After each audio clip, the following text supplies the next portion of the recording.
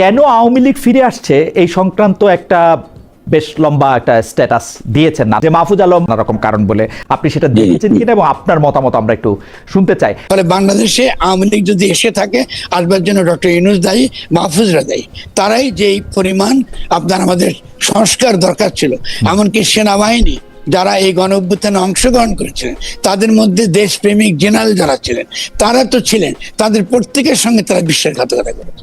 একটু একটু একটু যদি আমি কনটেক্সটটা বলি, যে মাহফুজ আলম বলছেন লীগ বা আওয়ামী লীগ সেদিনই ব্যাক করেছে যেদিন 24কে 71-এর বিরুদ্ধে দাঁড় করিয়েছিল স্বাধীনতার বিরুদ্ধের শক্তি।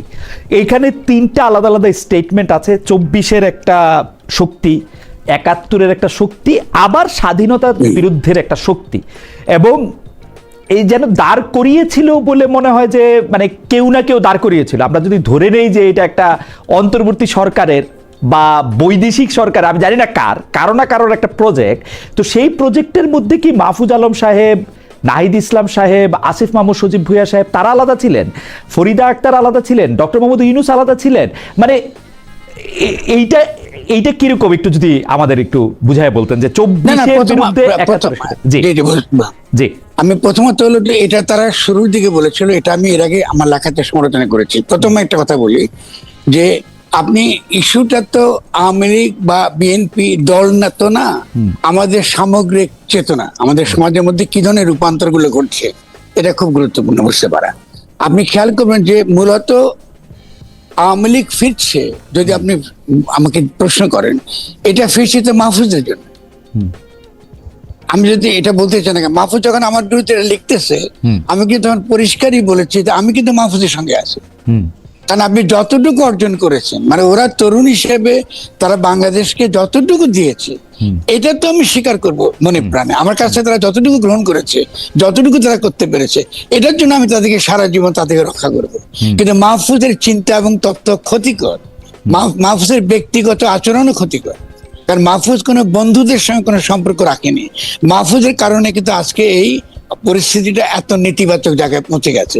আপনি 5 তারিখে গণ অভ্যুত্থান হয়েছে, 8 তারিখে ডক্টর মোহাম্মদ ইউনূস সরকার ক্ষমতা নিয়েছেন। আপনি 8 তারিখেই বলেছেন, আমার একদম স্পষ্ট মনে আছে, 8 তারিখ থেকেই আপনি বলতে শুরু করছেন যে এই গণ অভ্যুত্থান মানে যেই কারণে হয়েছিল সেই কারণ আর সফলতার মুখ দেখবে না, এবং এটা আসলে একদম। তো আমরা ফরহাদ ভাই, আপনি এই প্রসঙ্গের মধ্যে যদি আমি এটা শেষ প্রশ্ন করি, যে আপনি কি মনে করেন যে সত্যি সত্যি 5 তারিখে যে গণ অভ্যুত্থান করা হয়েছিল, এত লোকগুলি মারা গেল, এইটা 8 তারিখে যে চেহারাটা পাইলো, এর ফলে যদি এইটা ব্যর্থ হয় বা গণ অভ্যুত্থানের উদ্দেশ্য সফল না হয়, এর জন্য কি ডক্টর মোহাম্মদ ইউনূসকে দায়ী করা যাবে, বা ডক্টর মোহাম্মদ ইউনূসই এটা করেছেন?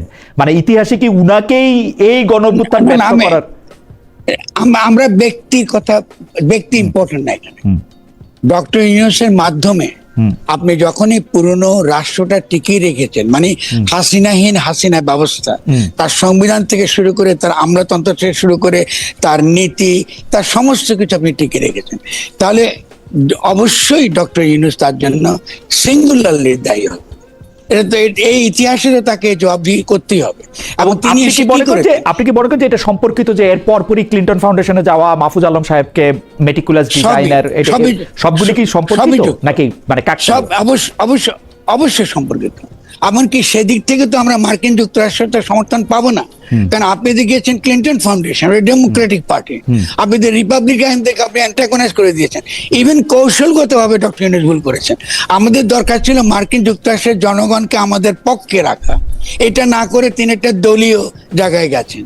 এটা হলো ডেমোক্রেটিক যে পার্টি। তো মার্কিন যুক্তরাষ্ট্রের এখন সবচেয়ে বড় লড়াইয়ের জায়গা ডেমোক্রেটিক পার্টি এবং রিপাবলিকানের মধ্যে আমরা বিরাট ধরনের আপনার মত পার্থক্য। মার্কিন জনগণের মধ্যে যে ডেমোক্রেটিক অংশ রিপ্রেজেন্ট করে, আপনি তো তাদেরকে রিপ্রেজেন্ট করেন না, কারণ তাকে তো ক্লিন্টন রিপ্রেজেন্ট করে না। ফলে আপনি তো এটা আমাকে বুঝালে যে চলবে না। আমি তো আপনার এই একটা ভাত টিপলে বুঝি আগামী দিনে কি হচ্ছে। ফলে আপনি যেদিনই ক্লিন্টন ফাউন্ডেশনে গেছেন, আমি বুঝে গেছি তার রাজনীতি কি। ফলে আমি মনে করি তার জন্য তাকে বারবার, শুনুন তাহলে এটা খুব ইম্পর্টেন্ট বুঝতে পারে, আমি তাকে সঠিক পথে আনবার জন্য কাকুতি মিনতি করেছে, আমার প্রত্যেকটা ফেসবুকে দেখবেন। আমি বলছি আমরা একটা পূর্ণ ক্ষমতা সম্পন্ন অন্তর্বর্তীকালীন সরকার চাই, আমরা সেনা সমর্থিত উপদেষ্টা সরকার নাই, চাই না। আমি দেখেন বারবার বলেছি। আমি এখন ডক্টর ইউনূসকে এখন পাবলিকলি জিজ্ঞাসা করবো, তারা কি একবারও তার ইচ্ছা হয় নাই যে আমি কি বলতেছি আমার কথাটা তিনি একবার ডেকে আমার কথা শুনতে? আমি কি জনগণ নই? তিনি কি মাহফুজের কাছে শুনেন নাই যে পুরো গণ অভ্যুত্থানের পেছনে তত্ত্বগত হোক ছেলেরা হোক যাদের সঙ্গে আমি কোনো না কোনো ভাবে যুক্ত, উনি আমার সঙ্গে কোনো কথা বলেছেন? উনি তো কারোর সঙ্গে কথা বলেন না। আমরা কিচ্ছু না বাংলাদেশ। উনি বাইরে থেকে লোক নিয়ে এসছেন। আলী রিয়াজ দেখেন, আলী রিয়াজ ফাইন, আমার বন্ধু, আমি পছন্দ করি ওকে, ও তো মার্কিন নাগরিক। তো আপনি একটা মার্কিন নাগরিককে বসিয়ে দিলেন আপনি আমার সংবিধান সংশোধন করার জন্য। ও তো মার্কিন নাগরিক, ও তো শপথ নিয়েছে মার্কিন যুক্তরাষ্ট্রের স্বার্থ দেখার জন্য, সে নিতেই পারে। তাকে আপনি কনসালটেন্ট আকারে রাখেন, আপনি জনগণের উপরে তাকে বসিয়ে দিয়েছেন। এর চেয়ে বড় অপমান কি হতে পারে গণতন্ত্রকে? আপনি বুঝিয়ে পারেন। আমার একটা প্রশ্ন হচ্ছে যে আপনি কি এইটা খেয়াল করেন ফরদ ভাই, যে এই কথা কিন্তু সত্য যে শেখ হাসিনার আমলের যে দুর্বলতা বলি, দুর্নীতি বলি, সেগুলি আপনি চোখে আঙ্গুল দিয়ে দেখিয়ে যাওয়ার জন্য 15-16 বছর ধরে আপনি চেষ্টা করেছেন।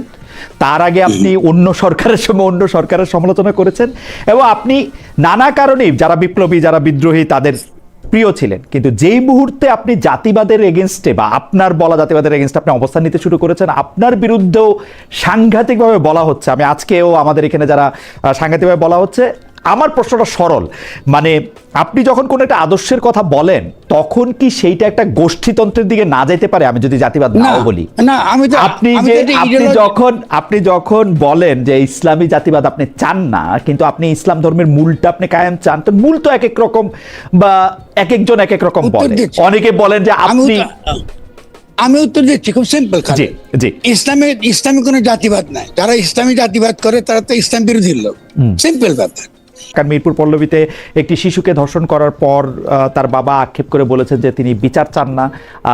আমাদের সমাজে কয়েকদিন পর পর এরকম একটা নৃশংস ঘটনা ঘটে, আমরা সবাই খুব অ্যাক্ট করি, রিয়্যাক্ট করি, কেউ কেউ মানে প্রকাশ্য অনেক শাস্তি দাবি করেন, যেটা আবার আরেক ধরনের। আমরা একজন ছাত্রনেতাকে দেখছি যিনি আবার ফেসবুকে বলছেন শিশুকন্যাটিকে যখন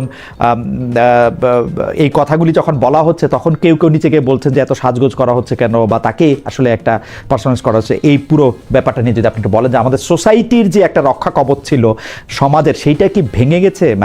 মানে সেটা কি আর নাই, নাকি সোসাইটিটাই আর এক্সিস্ট করে না? আমরা জানি কোথায় চলে গেছি, আসলে আমাদের কোনো সমাজ নাই। আপনি ঠিক বলেছেন। প্রথমত হলো পুঁজিতান্ত্রিক সম্পর্ক তো প্রধান তার যে নেতিবাচক ক্রিয়া,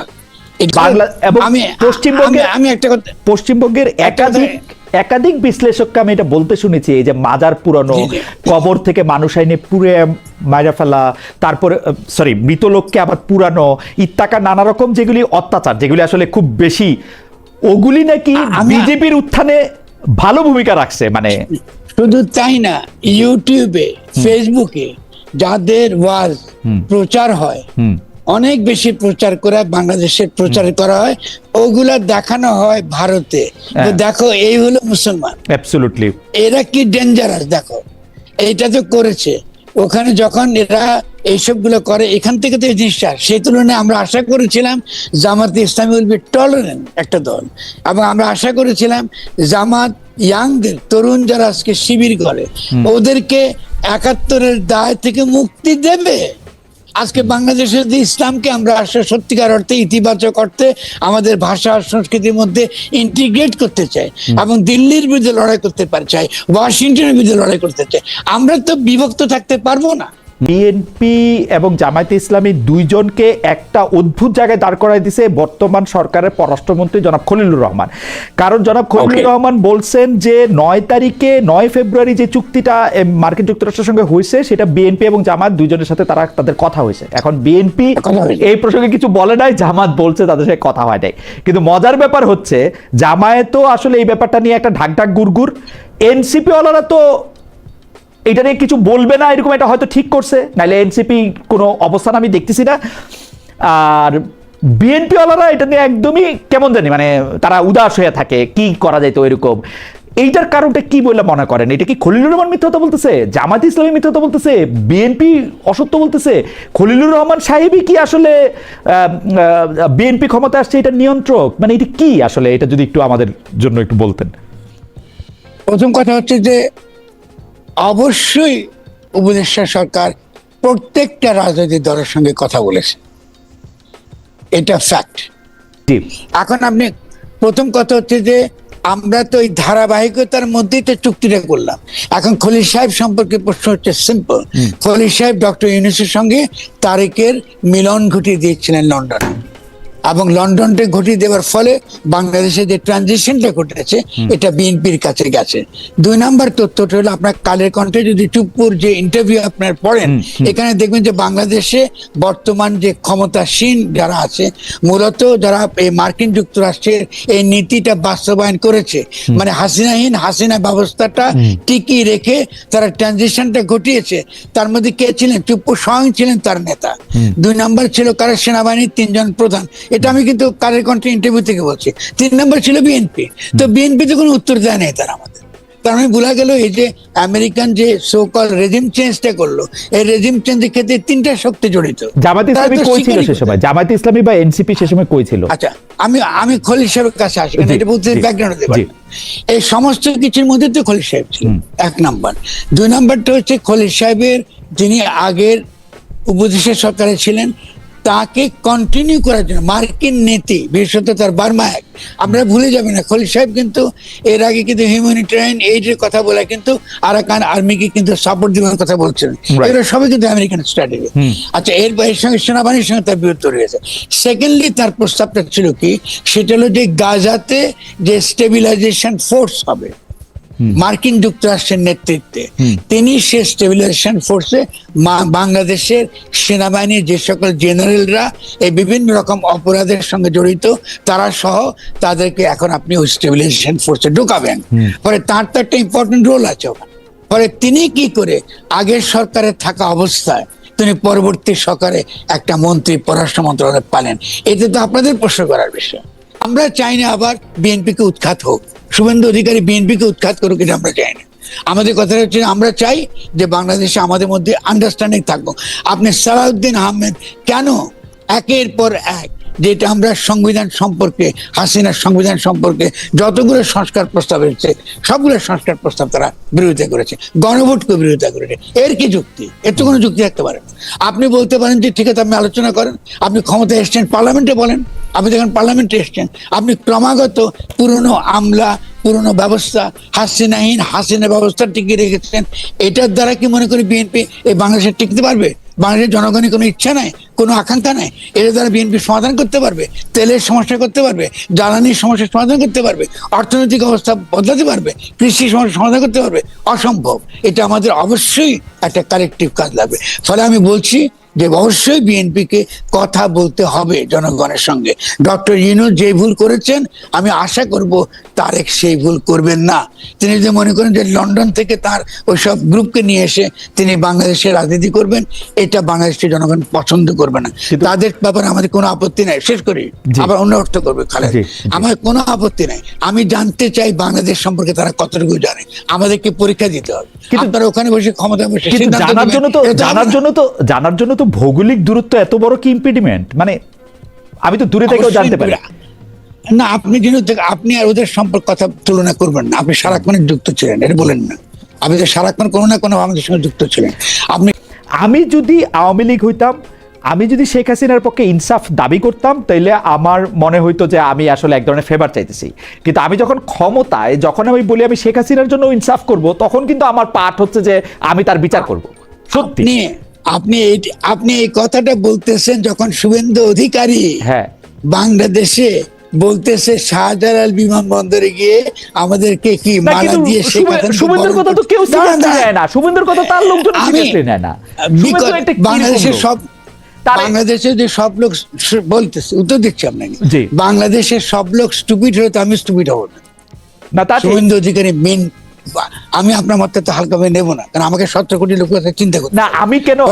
আমি কেন শুভেন্দুকে হালকাভাবে নেই? কারণ নরেন্দ্র মোদী শুভেন্দু অধিকারী তারা কখন কি বলেন, মানে এইটা কেউই, কারণ শুভেন্দু অধিকারীকে নরেন্দ্র মোদী কি বলছেন, মাত্র 10 বছরও হয় নাই এখনো, মানে মানে মানে কি বলছেন, মানে একটা চোর বাটপার।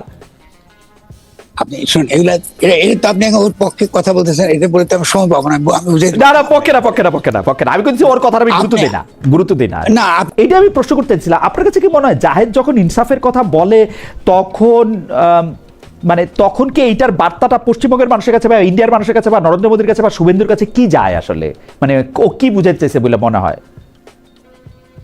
এটা শুনুন, বিএনপি তো এই মুহূর্তে দিল্লির স্বার্থ রক্ষা করছে বলে আমি জাহিদকে ব্যক্তিগতভাবে তো দোষারোপ করবো না, এটা তো বিএনপির নীতি। সালাউদ্দিন আহমেদও অবশ্যই দিল্লির স্বার্থ রক্ষা করছেন।